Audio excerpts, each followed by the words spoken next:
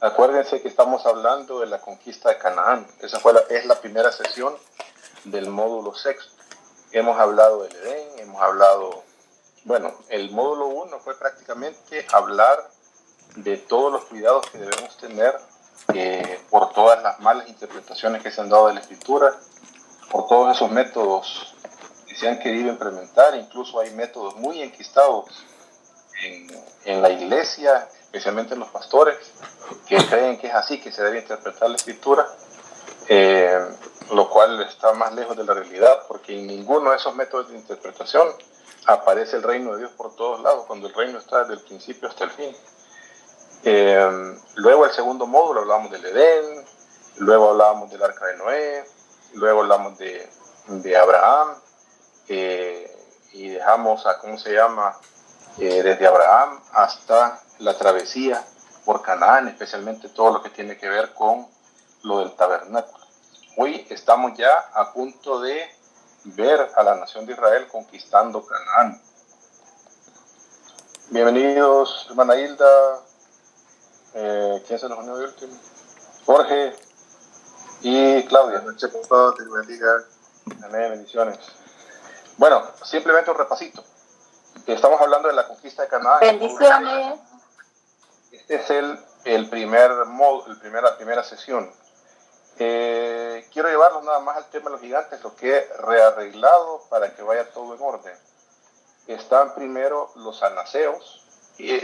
Vamos en orden de aparición, digamos, porque si ustedes se acordarán, los anaseos aparecen en la conquista de Canaán cuando Israel manda 2 espías, y esos espías vieron a estos gigantes en la tierra prometida, y dicen ellos que son los hijos de Anac, o sea, y la Biblia le llama, ¿verdad?, los anaseos.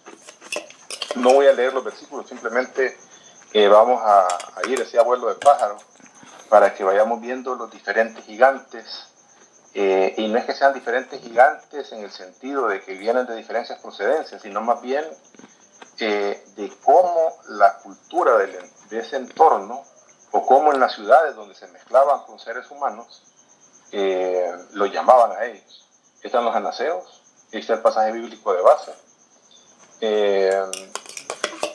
Hay 2 pasajes, perdón. Luego los semitas, que así le llamaban ¿cómo se llama?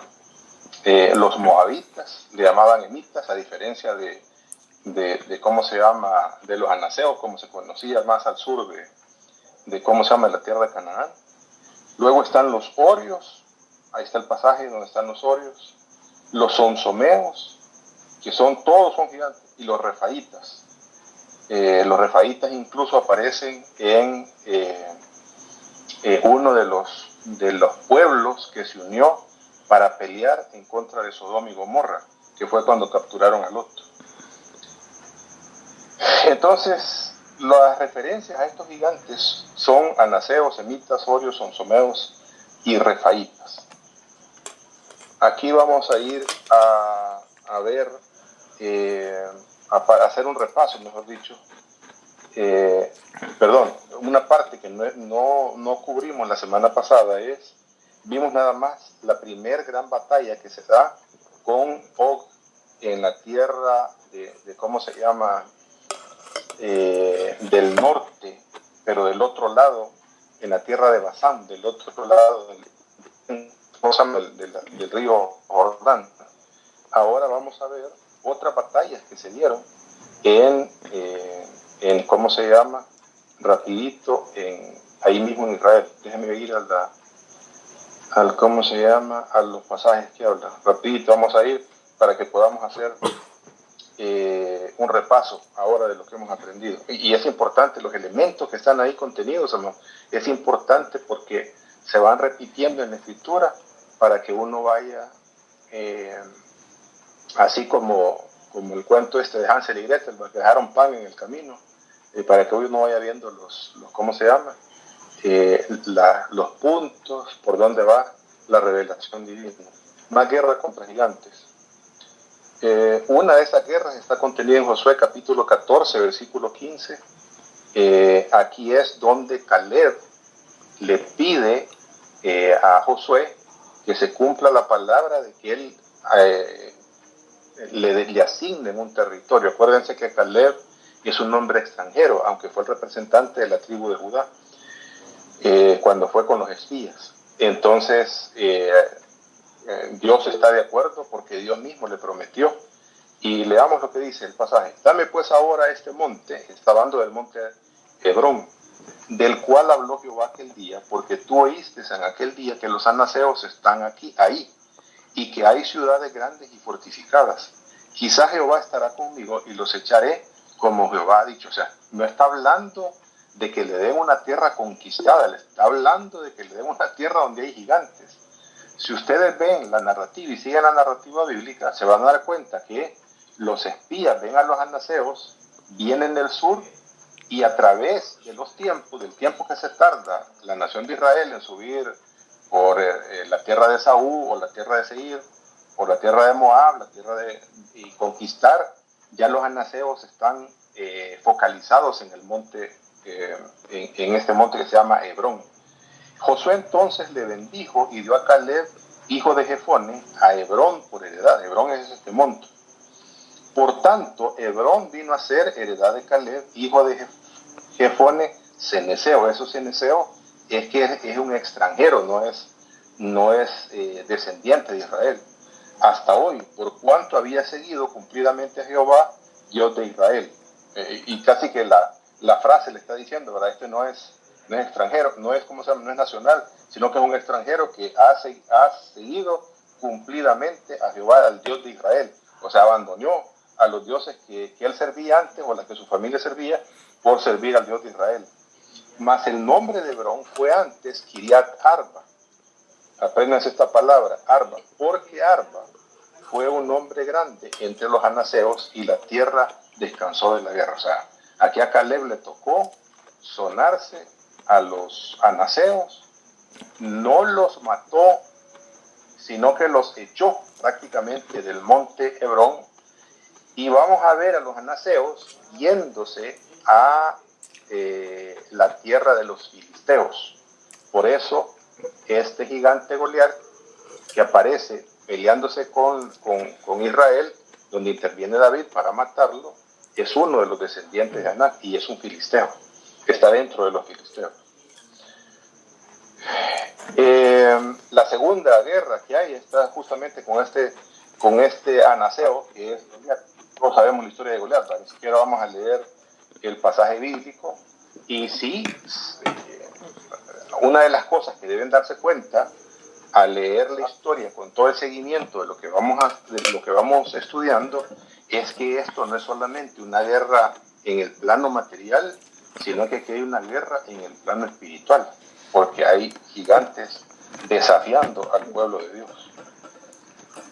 Luego está cuando los hombres de David, ya David siendo rey, matan al resto de los descendientes de Anac. Dice, Eis de Benob, uno de los descendientes de los gigantes, cuya lanza pesaba 300 ciclos de bronce, y quien estaba ceñido con una espada nueva, trató de matar a David. O sea, esta es una pelea diferente a la pelea con Goliat. Más sí. Parece que mi amigo quería entrar, pero dice que está esperando. Perdón. A ver. Aquí está. Francisco, bienvenido.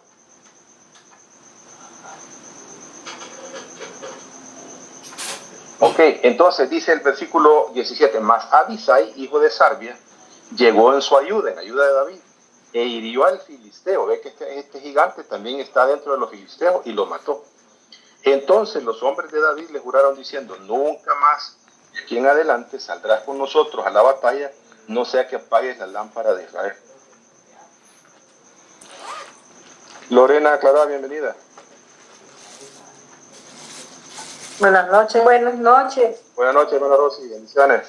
Entonces ven que aquí hay una segunda batalla donde no es David quien mata a este otro gigante descendiente de Anac, sino que es Abisai. Hay uno de los hombres de guerra de David, uno de los hombres fuertes. Siguiente batalla. Otra segunda guerra hubo después en Gob.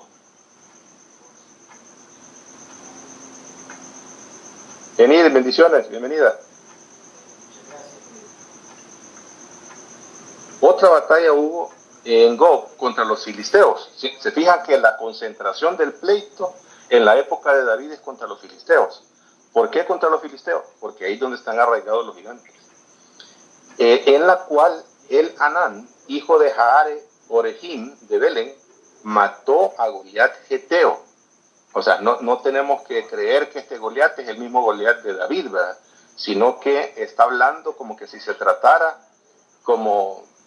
Usted se ha fijado que, por ejemplo, ¿verdad? Nosotros en la iglesia teníamos a tres hermanas fuentes. Está Maritza, está, ¿cómo se llama? Teresa, y está Azucena. Pero la que conocimos primero fue Azucena. Y entonces, ¿cómo le decían los jóvenes? Las Azucenas, decían. Entonces, más o menos, es lo que está sucediendo para que el escritor bíblico diga que es Goliat, cuando sabemos que ya Goliat está muerto, ¿verdad? Este es un hermano de ¿cómo se llama? De Goliat. Por cierto, ¿saben por qué David tomó 5 piedras y no una? No es porque no tenía fe, ¿verdad? Sino porque habían otros 4 que eran hermanos de Goliat. El asta de cuya lanza era como el rodillo de un telar. Después hubo otra guerra en Gat. Gat siempre es una ciudad filistea, donde había un hombre de gran estatura, el cual tenía 12 dedos en las manos. Esta es una situación, es un monstruo, ¿verdad? No es un ser humano. Y otros 12 en los pies, 24 por todos, y también era descendiente de los gigantes. Este desafió a Israel y lo mató Jonathan, hijo de Simea, hermano de David. Estos 4 eran descendientes de los gigantes de Engat, los cuales cayeron por la mano de David y por la mano de sus siervos. ¿Estamos, amados, hasta acá? ¿Preguntas? Sí, se fijan que, bienvenido Alfredo, se fijan que aquí hay un pleito, el enfoque, digamos, de la conquista de Canaán, ya estando en la tierra de Canaán, en la época de David, el pleito aquí es contra los filisteos, y los filisteos se sienten envalentonados porque ahí están los gigantes con ellos, porque ahí están los hijos de Anac. Pero los valientes de David que mata a Goliat, y sus valientes que matan a los otros 4 hermanos de Goliat en diferentes ocasiones y en diferentes situaciones. Y hasta aquí, amados, la Biblia deja de mencionar gigantes. En otras palabras, la tierra, por lo menos desde la perspectiva de Canaán, la tierra, después de la muerte de los filisteos, había quedado prácticamente libre de gigantes. Marlon, adelante. Pregunta, Marlon. Hola, ¿me escuchan? Sí, te escuchamos. O sea, en otras palabras, pastor, los gigantes siempre fueron un ser malo, ¿verdad? Es decir, nunca hubieron gigantes buenos, sino que ya tenían todos arraigados en su maldad. O sea, porque cualquiera puede decir.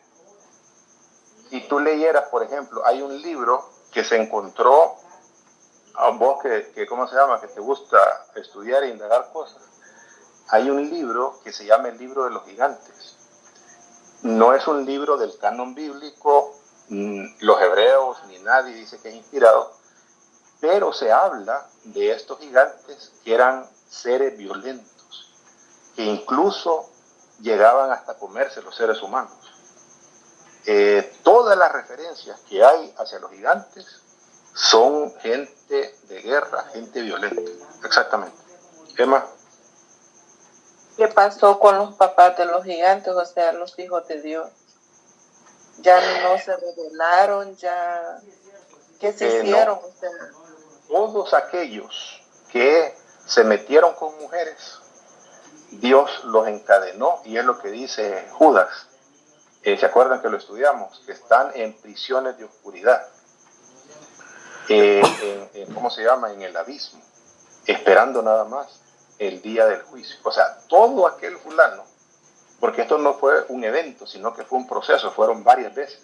Incluso el apóstol Pablo, en la carta a los Corintios, deja entrever que puede ser posible que vuelva a ocurrir, aunque yo dudo mucho que pueda ocurrir, porque ya tantos años de historia y no ha vuelto a ocurrir, porque la lección creo yo que es clara para el resto de los hijos de Dios, el haber dice aquellos que abandonaron sus moradas celestiales y se rebelaron en contra del Señor, son espíritus que están sujetos en prisiones de oscuridad. Cuando el Señor desciende ¿cómo se llama? Al Seol, lógicamente va al seno de Abraham, y desde el seno de Abraham les predica a estos espíritus, que es lo que dice el apóstol Pedro, porque era necesario predicarles, no para que se arrepintieran. El problema es que la palabra predicación que nosotros conocemos es como estar arengando, ¿verdad? Diciéndole a la gente la verdad. No. La palabra aquí es ser un heraldo. Un heraldo es alguien que proclama que el reino de Dios ha llegado, que lo que ellos quisieron en su voluntad no solamente es el deseo de querer meterse con mujeres, sino de interrumpir el plan de Dios de establecer su reino en este mundo a través de los seres humanos que él había creado. Entonces ellos trataron de meter a seres diferentes para rebelarse en contra del plan de Dios, creyendo que podían modificar la genética mezclándose con mujeres y creando seres que, ¿cómo se llama? Que fuera como que si fuera un reino paralelo al reino del Señor, ¿va? El reino del Señor a través de los seres humanos y estos hijos de Dios rebeldes a través de estos seres que engendraban, que son gigantes. No sé si queda claro. Ok, veamos algunas cosas, amados, porque esto suena mucho a ¿cómo se llama? Suena mucho como a fantasía, ¿verdad? Para nosotros. Pero realmente hay evidencias en la actualidad que todo apunta a que fueron gente de gran estatura o seres de gran estatura que, ¿cómo se llama? Que estuvieron ¿cómo se llama? Presentes en diferentes áreas en diferentes comunidades. Hay evidencia de eso, ya las vamos a ver ahorita, incluyendo ciudades de los filisteos. Alfredo. Sí, justamente eso iba a preguntar, justamente eso, sobre las evidencias, en el sentido de que muchos de estas, a veces me salen videos, hoy que hemos estado hablando de esto, y que uno ha investigado algo, a veces me salen videos, pero son más como del estilo de teoría de conspiración, ¿verdad? Sí, correcto. Que no son serios, sí, correcto. Sí. Ajá, de por qué no existe. Uno tiene que tener cuidado. Hay un documental muy bueno en YouTube, a vos que te gusta ver los videos de YouTube, que se llama Descendientes de los Gigantes, que está del History Channel. Y ahí te va a hablar, incluso de las fotos que te voy a enseñar ahorita, en ese video sale de que las evidencias apuntan de gente de raza, incluso por las leyendas que tienen las culturas ahí, donde se ve que no son seres normales, seres humanos, digamos, con la tecnología que tenían en esa época, que han erigido estas edificaciones. Miremoslas simplemente para que les quede un poquito más claro. Ok, gracias. Evidencias actuales, por ejemplo. Esta es una, lamentablemente por las guerras no se ha podido seguir las excavaciones, pero dicen hayan ruinas monumentales en la ciudad del gigante bíblico Goliat. Dice, el tamaño de las ruinas encontradas podría ser motivo de la leyenda, lógicamente son periodistas no bíblicos, ¿no?, del gigante bíblico. Y habla de estas edificaciones, de casas, de templos, de situaciones, ¿cómo se llama?, donde se ve que no es gente común y corriente, digamos, la que ha hecho semejantes edificaciones. Y hay mucho más investigación de esto. Israel ahorita, amados, hay muchas excavaciones, yo no sé si ustedes escucharon recientemente a Netanyahu, que es el primer ministro israelí, dice que fue a una reunión con el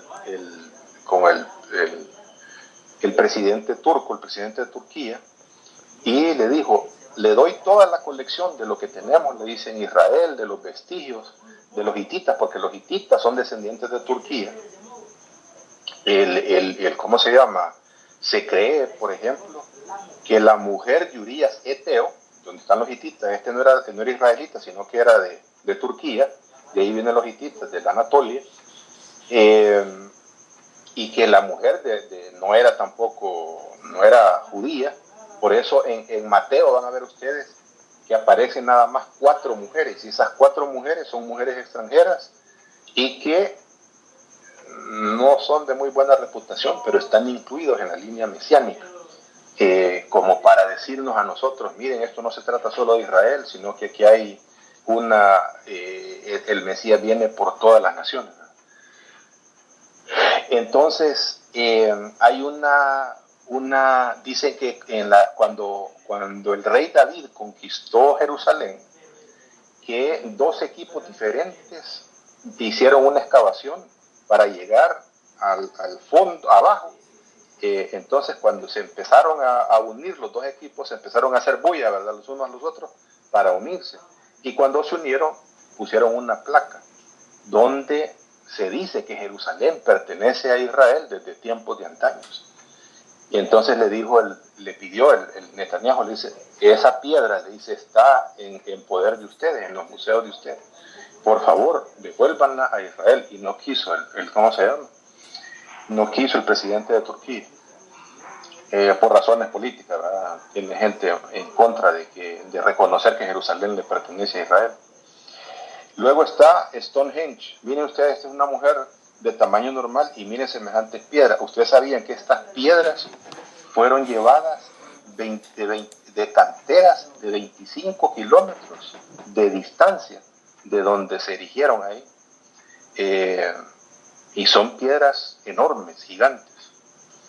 Luego está la isla de Pascua. Miren estas monstruosidades de ¿cómo se llama?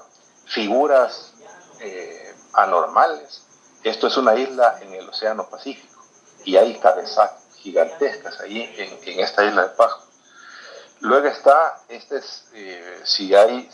¿cómo se llama? Todavía está un documental en Netflix que se llama, se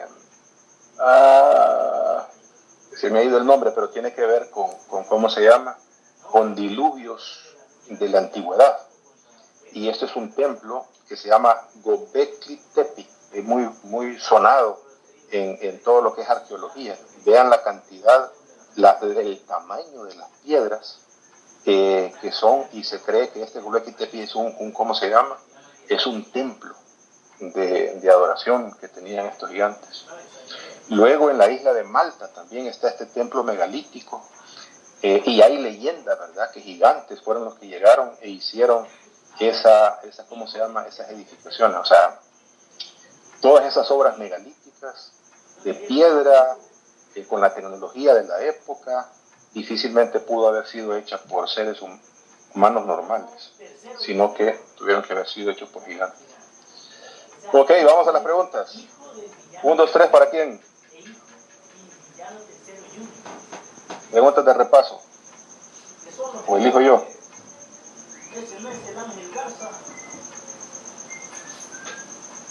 Bueno, elijo yo. Hermana Carmencita, abre el micrófono. Espere que me estoy levantando el de mayo. Vaya. ¿Por qué será que el Señor comenzó con gigantes la conquista de Canaán? A ver, solo déjeme ilustrarle algo. Hubieron guerras en el camino, en el desierto.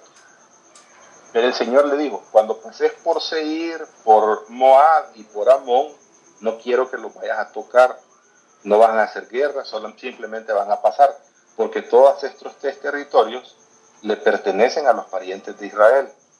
Seir, que es Esaú, y Moab y Amón, que son los hijos de Lot, son los descendientes de Lot, y se fueron hasta el norte. Ahora, para un pueblo que no tiene mucha experiencia en guerra, ¿por qué tirarles el toro más bravo? O sea, cuando a uno lo está empezando a torear, ¿verdad?, le avientan un ternerito, no le avientan al toro más bravo. ¿Por qué el Señor les tiró el toro más bravo? ¿Qué piensa usted? ¿Qué cree usted?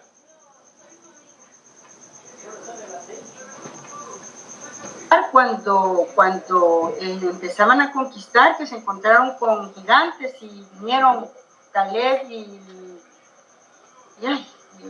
que vinieron con Y Josué los espías. Josué y Caleb, sí. Uh-huh. Vinieron con que habían gigantes y todo eso para la conquista. Uh-huh. Entonces, ahora pienso yo que si el Señor les dijo que conquistaran, iban a comenzar por las partes más difíciles porque Dios iba a estar con ellos. Uh-huh. ¿Verdad? Que Dios iba a estar con ellos y no es que se les iba a hacer fácil, sino que Dios les iba a dar las estrategias y todo para que porque al quitar los gigantes, como que iba quedando más fácil la conquista de los demás, de los demás lugares, de las demás ciudades que tenían que conquistar. ¿Y limpieza en qué sentido? Simplemente para limpiar gigantes. No porque hacían mucho daño, porque estorbaban pues para que continuara, que fueran tomando posesión y había que eliminarlos y coger a los más fuertes, o sea, los que empezaron. Uh-huh. O sea que Dios Sí. Creo yo que la respuesta tiene varias capas de respuestas y esa es una de ellas, ¿verdad? Porque de nada servía conquistar una tierra y dejar a los gigantes por último, cuando los gigantes podían ser la piedra en el zapato para que todo lo conquistado se viniera al traste, ¿verdad? Que esa es una muy buena posibilidad, por lo cual el Señor hizo eso. Sí. Pero hay más posibilidades. Pastor, perdón, fíjese que yo tengo una pregunta, yo sé que, perdóneme la palabra, pero es hasta tonto quizás lo que voy a preguntar, pero no quiero hacerla. Vaya, ¿cómo vinieron los gigantes a ser tan importantes de generación en generación, aunque los exterminaron, pero cómo vinieron a quedar no como un recuerdo, sino que como algo que existió y no dejaron que se olvidaran de los gigantes? ¿Por qué digo esto? Vaya, ahorita en este tiempo, no sé cuánto tiempo será, ¿por qué hay cuentos infantiles claro, sí. que habla de gigantes? Sí, claro. En todas las culturas. Lee, por ejemplo, lo que pasa es que nosotros hemos creído que se trata de leyendas. ¿Sí? Por ejemplo, ¿verdad? Los griegos hablan de cíclopes, de gente gigante que tenía un solo ojo. Ajá, correcto. Y nosotros hemos pensado en esos dioses y todo, por eso le llamamos nosotros mitología, porque lógicamente los comparamos con nuestra cultura y decimos, no, esto era lo que ellos pensaban, lo que ellos creían. O sea que gente que se inventaban las cosas, tuvieron que haber vivido un mundo diferente. O sea que nosotros estamos acostumbrados. Se vino a través de los siglos estos conocimientos de estos antes. Y tuvo que haber un momento, pues, porque habla de un exterminio que terminaron, pero quedaron los vestigios, sí, correcto.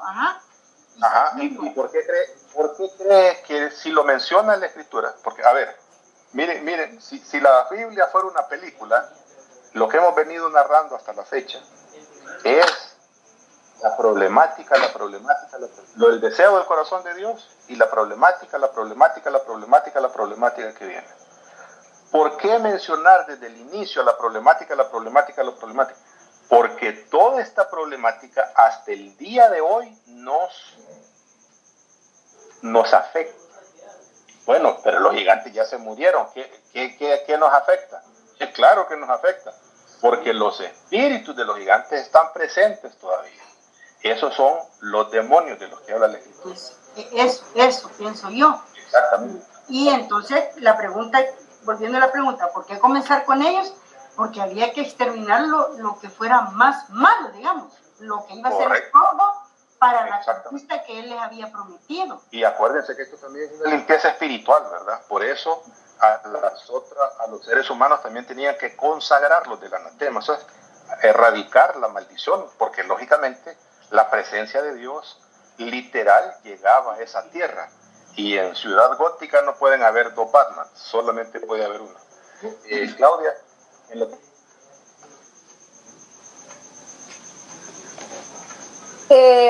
también en toda guerra, marca mucho cuando se derriba o se aniquila al, digamos, al líder, al más fuerte.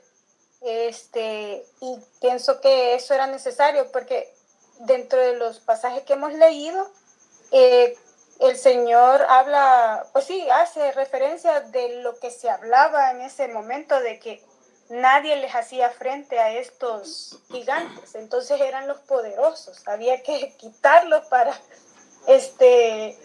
que pues sí, ese enaltecimiento que se tenía, el ser humano dejara de verlos, ¿verdad? De verlos como los más grandes, como los más poderosos.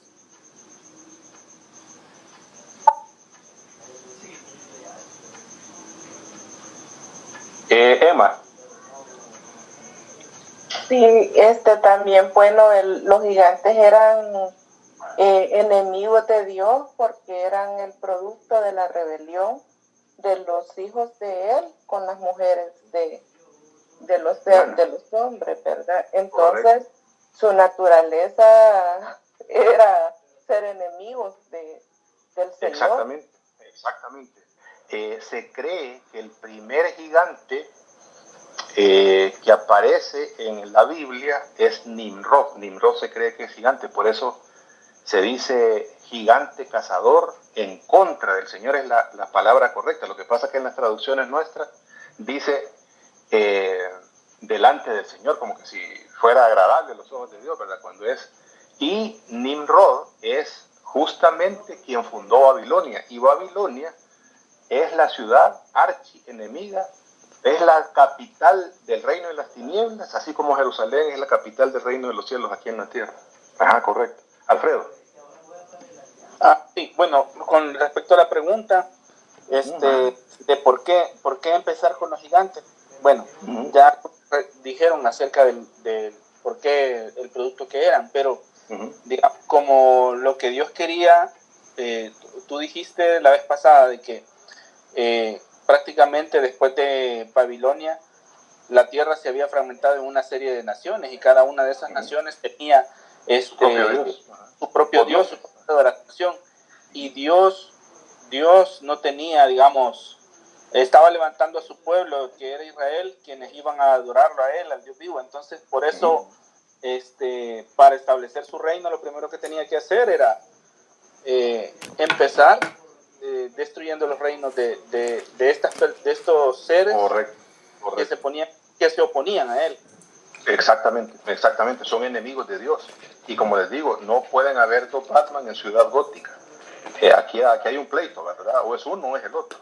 Y ese es el reclamo fuerte que hace el Señor a la nación de Israel, que lo vamos a ver la próxima semana, cuando el ángel de Jehová les habla, y les habla cara a cara, no es que del cielo, así como se ve en las películas de Semana Santa, y tú, Moisés, y una gran luz, sale una nube. Y lo vamos a ver la próxima semana, al ángel de Jehová en acción, y les hace un reclamo fuerte y les dice: no conquistaron a todas las naciones, a todas las ciudades que yo les dije, por lo tanto, las voy a dejar con vida a esas naciones, pero van a ser piedra de tropiezo con ustedes. Pero hay una razón que no están mencionando, y déjenme llevarlos en la película a ver si caen en la cuenta de qué es cómo se llama, lo que no se ha mencionado. ¿Quiénes fueron los que hicieron retroceder a Israel para en la primera ocasión, cuando la orden de Dios era suban y conquisten? ¿Quiénes fueron los que retrocedieron a la nación de Israel para desobedecer al Señor y que toda esa generación que salió de Egipto cayera muerta en el desierto? Hermana Carmencita. Sí, fue lo que le decía, cuando mandó a Josué y a Caleb, que regresaron, que fueron 10. Fueron 12. 12 uno de cada tribu. Ellos dos, y solo ellos dos regresaron diciendo que no, que iban a poder con la ayuda de Dios. Y esa. Y les dijeron que no, que allí estaban los hijos de los gigantes. Exactamente. Entonces, por eso es que el Señor los hizo vagar en el desierto, porque ya habían llegado prácticamente. Correcto. Habían llegado. Entonces, ¿qué ve usted de que esté el Señor volviéndolo a enfrentarse a los gigantes? ¿Qué ve? ¿Qué, en la serie de lo que está viendo, qué le dice a usted? Es que no, con los gigantes no, ¿verdad? Entonces vamos a Egipto, y sí, hoy sí subimos, y sin la voluntad de Dios, y cayeron muertos un montón, y hasta que se murieron toda la generación en el desierto. Y ahora nuevamente vuelven otra vez a enfrentar gigantes. ¿Qué le dice eso a usted? Que el Señor insiste en que lo hagan porque Él va con ellos, que no van solos. Y el Señor quiere que pasemos el examen sí o sí, ¿verdad? Sí, y le dice, no lo voy a mandar solo, yo voy a estar con ustedes. Todo aquello que no conquistemos en nuestras vidas, o lo que Dios quiere que conquistemos, se va a convertir en una piedra en el zapato y en un examen pendiente que tenemos que pasar. No podemos huir, no lo podemos rodear, no lo podemos, evadir. No podemos, como dicen los gringos, conseguir un waiver y decir, no, señor, los gigantes no, pasamos allá por otro lado. ¿Es gigantes o gigantes? O es ahora o es mañana, o es con vos o con otra generación, pero de que lo vamos a hacer, lo vamos a hacer. ¿Me explico? Entonces es una reivindicación del pueblo para ver si realmente creen también en él. Porque el problema que hubo con esa generación que murió en el desierto es que no le creyeron al Señor. Ellos vieron los problemas nada más, que no vieron que el Señor estaba bien en medio de ellos. Pero la generación que conquistó a esos gigantes sí vio la mano de Dios, sí le creyeron a Dios. O sea, y veanlo ustedes, amados, sí. Y uno, como dicen los ¿cómo se llama? A toro pasado todos somos toreros, ¿verdad? El problema, cuando estaban ahí por enfrentarse a esas ciudades fortificadas y a esos gigantes, tuvo que haber dado bastante medio.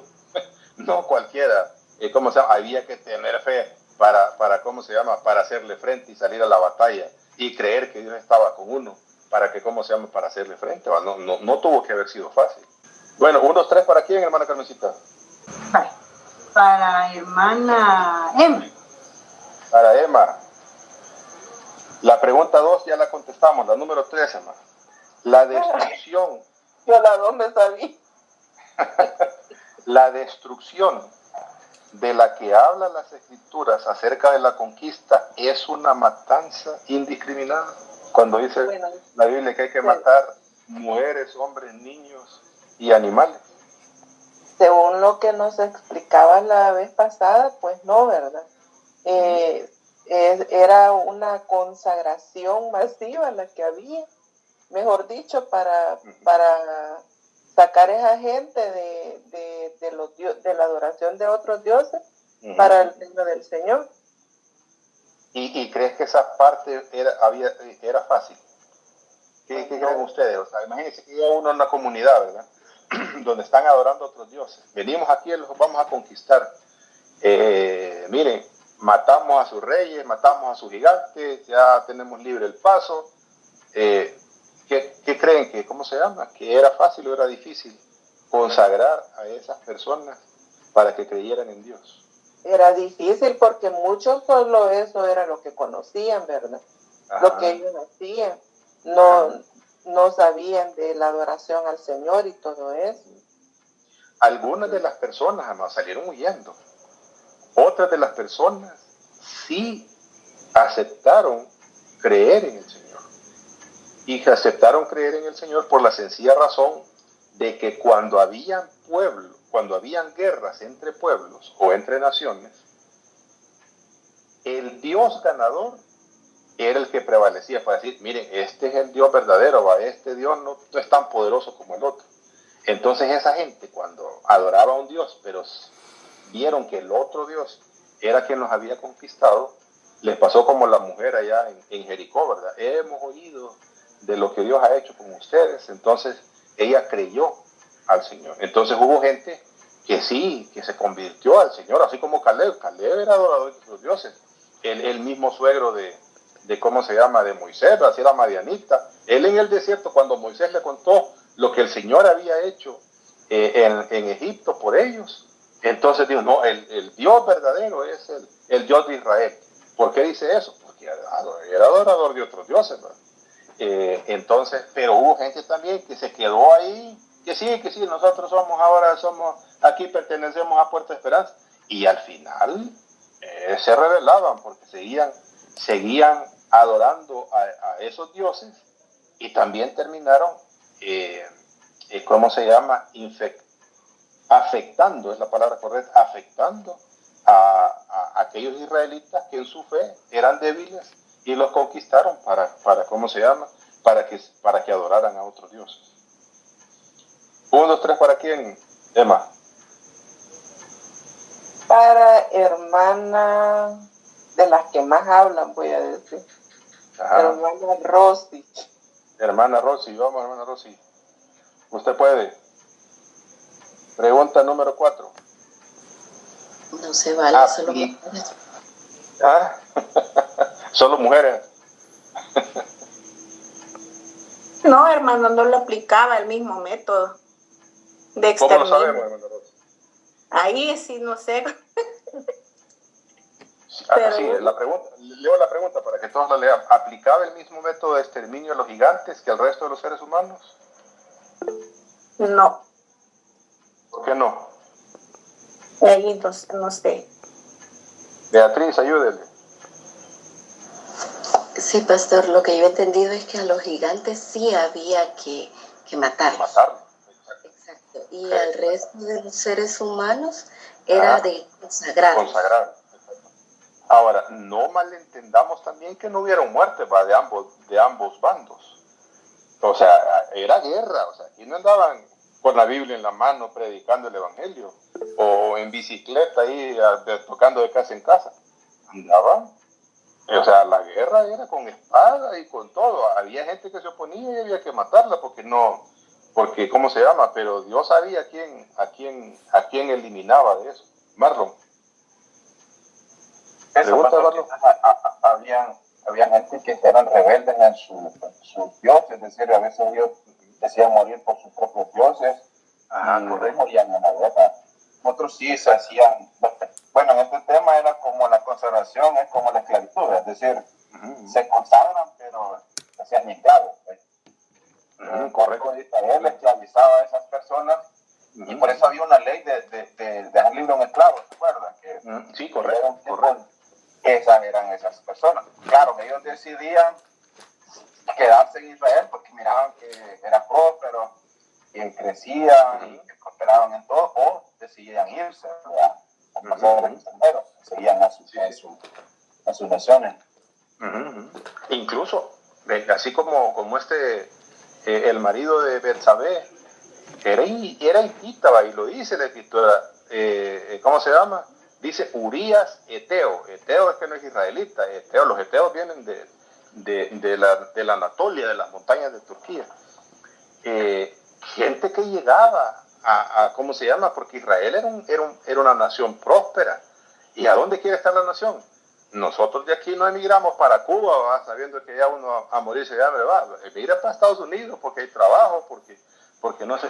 Lo mismo pasaba con el resto de naciones. Y oían la fama que tenía Israel porque Dios vivía en medio de ellos. Y esa es la razón de ser de la prosperidad de Israel, porque Dios vivía en medio de ellos. Por eso tenían esa estabilidad, esa paz, esa prosperidad que solamente la presencia de Dios les daba en ¿cómo se llama? Habitando en medio de ellos. Esa parte no debemos perderla en todo esto, ¿no? Porque es exactamente lo mismo que Dios quiere hacer con nosotros. El gran problema que tenemos nosotros al día de hoy es que el evangelio que se predica es de todos los beneficios que el reino tiene para nosotros, pero compromiso yo con el reino, no, muchas gracias. Y el reino significa compromiso de entrada. O sea, ¿quiénes eran los que permanecían fieles al Señor? Aquellos que vivían bajo las ordenanzas del Señor, aquel que faltaba las ordenanzas del Señor, incluso estando ya en la tierra prometida, conquistada la tierra y todo lo que ustedes quieran, en el momento que adoraba a otros dioses o que faltaba a los mandamientos del Señor, era excomulgado de la comunidad donde la presencia del Señor habitaba, porque Dios siempre va a habitar en medio nuestro como rey, no va a habitar en medio nuestro como ¿cómo se llama? Como siervo, que Él es el que nos va a hacer las cosas y nosotros simplemente nos vamos a ¿cómo se llama? A sentar y a solo dedicarnos a pedir, ¿verdad? ¿Estamos? Emma, o no, Beatriz, con Beatriz terminamos, ¿va? 1, 2, 3, ¿para quién, Beatriz? Para la última pregunta. Ok, yo voy a escoger a un hermano. Ok. A ver, aquí tenemos Francisco. Francisco, ¿acepta el reto? Hola, yo. ¿Acepta el reto? ¿No? Dele, probemos. Ok, la pregunta número 5. ¿Cómo sabemos que se exterminaron estos gigantes? ¿Cómo sabemos? Bueno, porque se erradicaron, porque así Dios lo quiso, no sé. Pero ¿cómo sabes que ya no hay más? ¿Cómo sabes que ahorita en la actualidad no hay más? Físicamente sé que no existen, pero como usted lo mencionó, en el tema espiritual son los demonios que atormentan a la raza humana. Correcto. Ajá. Pero físicamente ya dejaron de existir, ¿va? Sí, y sí, tenemos la evidencia en la Biblia, y después de que matan los hombres de David a los hijos de Anac, hasta ahí no se vuelve a ver gigantes en ningún lado. Correcto. Entonces prácticamente sabemos que estos gigantes se aniquilaron. A ver, una última pregunta, a ver quién la quiere contestar. Y todo esto que de la conquista de Canaán que estamos viendo, ¿qué me enseña a mí en mi vida espiritual? ¿Cuáles son las grandes enseñanzas que yo saco de todo esto? Que me diga una enseñanza. ¿Cómo se llama? Alfredo. Lo de no hacer concesiones. Lo de no hacer concesiones, ¿verdad? Concesión significa que yo sé cuál es la voluntad de Dios, pero yo acomodo mi voluntad para querer gozar de la voluntad de Dios, para gozar de los beneficios de Dios, como que si yo, ¿cómo se llama? Yo estoy cumpliendo la voluntad de Dios, y eso no se puede, ¿verdad?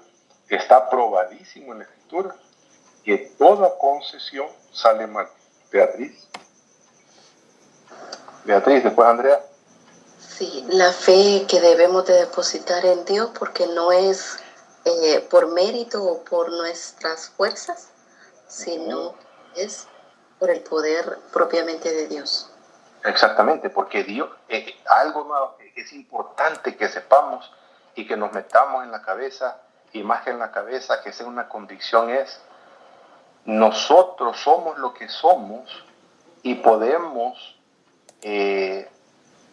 llegar a ser lo que Dios quiere que seamos, porque Dios está con nosotros. Y Dios está con nosotros no solo dentro de nosotros, sino que habita en medio de nosotros. Pero es importantísimo la comunión que debemos tener con el cuerpo de Cristo. Andrea, y después Emma. Está bien alineado con lo que decía Beatriz, pero creo que muchas veces cuando se presentan estos gigantes en nuestras vidas o estos obstáculos, queremos correr porque queremos pelear en nuestras fuerzas, cuando así como pasó pues con la conquista, que tuvieron la conquista de Canaán, se realizó porque pelearon en las fuerzas de Dios, no en sus propias estrategias o batallas. Pues lo mismo tenemos que confiar nosotros, que aunque la vida se ponga dura y humanamente veamos negro, como decimos nosotros, pues Dios nos pide que sigamos fuertes y valientes, pues hacia adelante para conquistarlos en las fuerzas de Él y no en nuestras fuerzas. Amén, amén. Y sabe, hermano, cuando la cosa se pone más dura es cuando más tenemos que estar enchufados en la casa del Señor.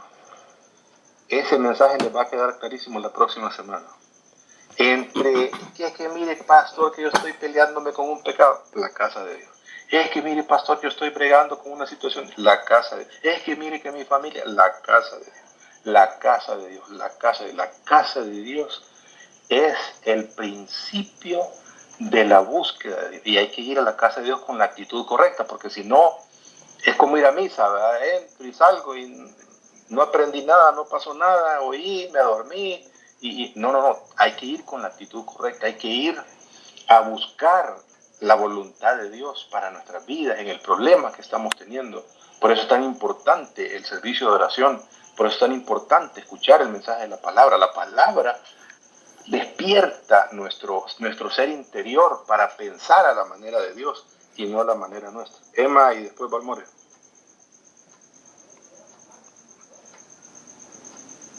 Emma. A enfrentar mis desafíos con la ayuda del Señor y llegar hasta las últimas consecuencias, no dejar las cosas a medias. Sabe que el Señor lo que quiere es que nos presentemos al campo de batalla. Ahí le demostramos al Señor que creemos. Estando en la casa, estando todos miedosos, acobijados, ahí no le estamos demostrando al Señor que le creemos. Bueno, usted puede preguntarse, pues, ¿y qué gana el Señor con mandar a la gente a la guerra? No podía Él con todo su séquito celestial y aniquilar a todos estos y ya darle, porque a Abraham le dijo, te daré la tierra, pero no le dijo que iba a tener un precio altísimo para conquistarla. No, pero, ¿cómo se llama? Es que lo conquistado, primero, que Dios quiere que yo le demuestre que tengo fe, que de verdad creo en Él. Si el problema que le pasó a los israelitas es que salieron en guinda, pero para Egipto, los otros sí llegaron a conquistar la tierra prometida porque le creyeron al Señor. Y lo segundo es, miren, lo que se conquista se cuida, lo gratis no tanto. Y eso es una de las cosas que Dios quiere, ¿verdad?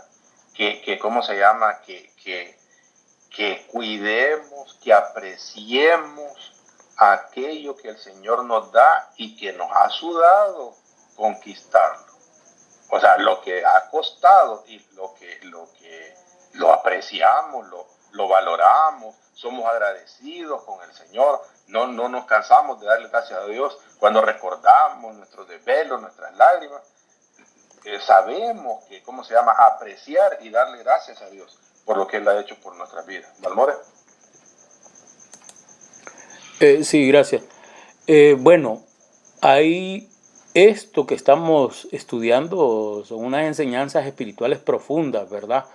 Y los gigantes, así como en aquel entonces para el pueblo de Israel, representaban unos obstáculos imposibles. Pero el Señor dice que Israel, porque así lo dice la palabra en el libro de Números, se me escapa el pasaje exacto, pero dice de que lo vieron como imposibles de vencer. Humanamente eran mucho más fuertes, pero Dios los entregó en sus manos, en las manos de su pueblo, y esa es la clave. La clave se llama el Rey de Reyes y Señor de Señores. Pero también, como se está preguntando las aplicaciones prácticas, qué enseñanza nos da, bueno, en nuestra vida hay gigantes, pecados que parecen invencibles, el orgullo, la ira, vicios, ansiedad y problemas que parecen demasiado grandes, ¿verdad? De carácter, cuando a mí de los problemas los ando huyendo y no les hago frente, soy un cobarde, no soy un hijo de Dios, no estoy siendo un hijo del reino. Exactamente. Y hay problemas que parecen demasiado enormes, crisis familiares, enfermedades, deudas, miedos interiores que nos hacen sentir como langostas, así como decían, ¿verdad? Entonces, claro. La lección es que no se vencen con fuerzas humanas, con nuestras propias fuerzas, sino con la fe y el poder de Dios, así como lo dice Zacarías, ¿verdad? No con ejército ni con fuerza, sino con mi espada, así es, sino que con mi Santo Espíritu, ¿verdad? Entonces, ¿por qué Dios comienza a derribar lo más grande? Porque la conquista inició contra gigantes, ¿no? Contra pueblos, no contra pueblos pequeños. Dios quiso mostrar lo más difícil se vence primero. ¿Para qué? Para que su pueblo confiara en Él y no en los demás. Y para que su plan, por supuesto, se desarrollara, ¿verdad? Entonces muchas veces Dios permite que enfrentemos primero las pruebas más duras, más fuertes, las que parecen imposibles para que aprendamos a depender de Él. Entonces, cuando derribamos un gigante, con la ayuda de nuestro Dios, con fe, se fortalece nuestra fe para todos los demás problemas que tienen y somos instrumentos de bendición para otros. Exactamente. ¿Verdad? Exactamente. Entonces, pero me voy a quedar ahí porque hay mucho más para que los demás hermanos participen. Amén, amén. Jorge. Sí, como lo que decía el domingo, mira que te mando a que te esfuerces y que seas valiente. Exactamente. No temas ni desmayes porque yo estaré contigo, dice Dios. Y no lo podemos demostrar si nos quedamos así en casa, ¿verdad? Si nos quedamos ahí, como dicen, seríamos cobardes. No estaríamos creyendo realmente. Correcto. A ver, amados, todo esto que ustedes están hablando cobra vida cuando la casa de Dios tiene la relevancia que Dios quiere que tenga para nuestras vidas. A ver si se los puedo demostrar. La próxima semana creo que va a quedar claro.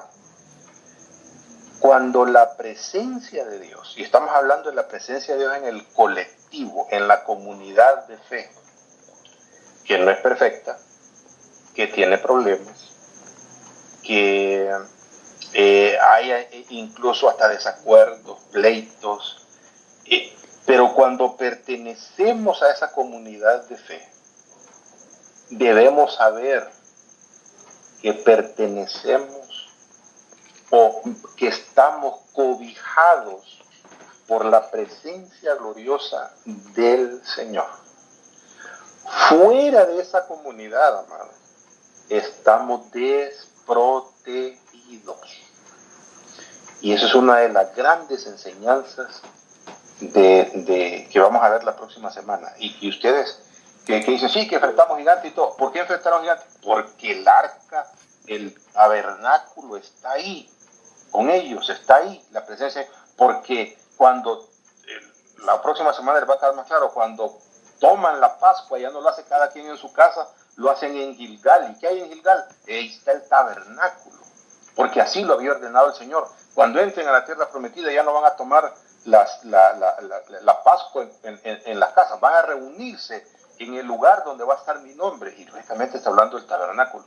Cuando le damos esa relevancia a la casa de Dios, podemos luchar con esa cobertura de Dios en cualquier ámbito de la vida en que nos desarrollemos. Pero la casa de Dios es sumamente valiosa e importante, amados. Valmore. Sí, nada más quizás adelantar. La clave. Hola. Sí, perdón, no había habilitado el micrófono. La clave es la presencia de Dios. Eso activada en el cuerpo de Cristo. En toda conquista de Canaán hay un principio claro. La victoria dependía de la presencia de Dios. Cuando Israel obedecía y Dios iba con ellos, que caían murallas y gigantes. Así lo describe Josué en Deuteronomio. Bueno, hay varios pasajes. Y cuando actuaban sin su presencia, eran derrotados. Eso mismo aplica para hoy en día al cuerpo de Cristo. Cuando voluntaria y aplicar sus propios métodos, ahí era cuando les iba mal. Ese es el ejemplo de Jericó y el ejemplo de Jai. Unos 3 pelones. Exactamente. Pero hoy en día, el cuerpo de Cristo, la iglesia, en los términos que tú lo has descrito, como lo dice Efesios 1, 22, 23, si no me equivoco, que Cristo es la cabeza y la iglesia es su cuerpo. La plenitud de aquel que todo lo llena en todo, ¿no? Sin la presencia activa del Espíritu Santo, de Dios, el cuerpo está como paralizado, sin fuerzas reales, ¿verdad? Entonces la presencia de Dios se activa al cuerpo, el cuerpo también cobra vida, se mueve, vence obstáculos y da testimonio al mundo. Y ahí entramos en la parte del alcance a aquellos que no conocen al Señor, ¿verdad? Solo ese elemento, porque de todas maneras vamos a tener prédica. Otro aspecto importante, amados, en esto es, mire si Satanás no nos ha ganado la partida. Primero, para muchos cristianos es que voy a ir a una iglesia grande. ¿Saben por qué les gustan las iglesias grandes a los cristianos? Porque ahí no sabe nadie si llegué o no llegué. Las iglesias grandes son entretenimiento, charla motivacional, y eso es lo que a mí me gusta. Yo no quiero ser confrontado en mi pecado. Yo quiero nada más una iglesia donde me sienta bien. Eso para comenzar. La relevancia hoy día de un cristiano verdadero para la casa de Dios es nula. Y lo veo yo con todo el respeto del mundo en mi propia iglesia. Gente que me cambia los domingos por una carnita asada, por una lavada de ropa, por un amigo que vino, que lo tiene que atender, por las razones que sean. Y véanlo de esta manera. Si nuestro Señor Jesucristo se hiciera visible y nos dijera, mira, quiero reunirme contigo en Puerta de Esperanza, tenemos una cita a las 9 de la mañana el domingo. Físicamente, si el Señor estuviera ahí, ¿qué le voy a decir al Señor? Es que no puedo llegar ahora porque la Lulú me ha invitado a una piñatilla. Yo creo que nadie diría semejante tontera. Es que fíjate que han venido unos amigos ahí, yo tengo que acompañarlos porque dicen que no es que... Y yo entiendo, amados, que hay razones, tampoco nos vamos a poner papistas, ¿va? Si alguien está enfermo, alguien, ¿cómo se llama?, está cuidando a un enfermo. Y yo entiendo las razones, pero estoy hablando de razones. Yo no diría, jamás de los jamases me perdería yo una cita con mi Señor si Él físicamente se manifiesta en el punto donde me diga el Señor, así mira que va a ser en la unión, yo madrugo, veo cómo me quedo en la casa de algún amigo para estar ahí tempranito y voy a estar temprano en la casa de él, antes de ¿cómo se llama? No voy a llegar tarde a la casa del Señor. Pero ¿qué tenemos en la iglesia? Tenemos gente que llega tarde, que llega hablando, bla, bla, bla, bla, bla, y el culto ya ha empezado, los hermanos están cantando, están adorando y se siente la gran bullicio ahí arriba. Gente que ¿cómo se llama? O sea, el respeto por la presencia del Señor es nulo. Eso me preocupa a mí como pastor, porque no estamos entendiendo lo que el Señor está hablando a nuestra vida. No estamos entendiendo que la gran cantidad de problemas que enfrentamos tienen soluciones en su presencia. Es que lejos de su presencia somos pollitos fácil presa de león rugiente que anda buscando a quien devorar. Necesitamos esa comunión unos con otros. Y lo otro es, y con eso termino, Satanás nos quiere aislados. Eso quiere decir, hermana Isabela, usted no comparta los problemas con nadie, porque si los anda contando, ya van a ver lo que le van a hacer a estos hermanos. Porque como lo que nos ha hecho, ¿cómo se llama? El cristianismo que decimos nosotros que conocemos, somos religiosos, ¿verdad? El hermano tal, y fulana tal, y no sé qué, y acá, hermanos, y todos tenemos un área en nuestra vida en la que somos débiles. Y tenemos que orar unos por otros, tenemos que motivarnos los unos para los otros. Para eso está esa comunidad de fe, para decirnos, mire, yo tengo esta debilidad, amados, oren por mí. No, es que yo soy pastor, no puedo decir esas semejantes cosas. Es que yo soy diácono, es que yo soy aquí, es que yo soy allá. Todos necesitamos, amados. La Biblia, si usted la analiza en su esencia, no le cubre el pecado a nadie. No se lo ocultó a David, no se lo ocultó a Moisés, no se lo ocultó a ¿cómo se llama? Pedro, no se lo oculta a nadie. Todo está transparente. ¿Por qué? Porque se trata de seres humanos igualitos que nosotros. 2 ojos, una cara, 2 manos, 2 pies, exactamente. No hay una evolución en el ser humano, ni que sean seres especiales. No, son seres humanos igualitos que nosotros. Y lo que Dios quiere de nosotros es que velemos unos por otros, que nos cuidemos unos a otros, que a veces hasta limarnos unos con otros para decirnos, mira viejo, no está bien lo que estás haciendo. Ay, no está bien. No es eso, que no, vos que conocés la Escritura, no está bien eso que estás haciendo. Ponete a cuenta con el Señor, a hacer las cosas como Dios quiere. Eso es la comunidad de fe que Dios quiere, que en amor nos cuidemos unos a otros, que velemos unos por otros y que no seamos, ¿cómo se llama? Llaneros solitarios, ¿verdad? Cada quien librando su lucha ahí, sin nadie que lo respalde en oración, más que él mismo, está peleando su propia batalla y aislado. Entonces, amados, cuando a un ejército lo agarra el enemigo disperso, es fácil presa de que se lo vayan a comer. Cuando el ejército ataque en banda, es cuando tiene la posibilidad de hacerle frente al enemigo. Nosotros necesitamos ser un cuerpo en Cristo, y esa es la cosa que tenemos que desarrollar, ¿verdad? Como iglesia, como pueblo, la conciencia, la relevancia que tiene la casa del Señor, y que la casa del Señor no es el pastor, es el colectivo que Dios quiere. Es ese cuerpo que nos nutre, del cual formamos parte. Y el apóstol Pablo lo dice de esta manera: un miembro del cuerpo separado del cuerpo no vale nada, ¿no? Los ojos de uno pueden ser hasta azules, pero fuera del cuerpo. ¿Y quién quiere ojos azules fuera del cuerpo?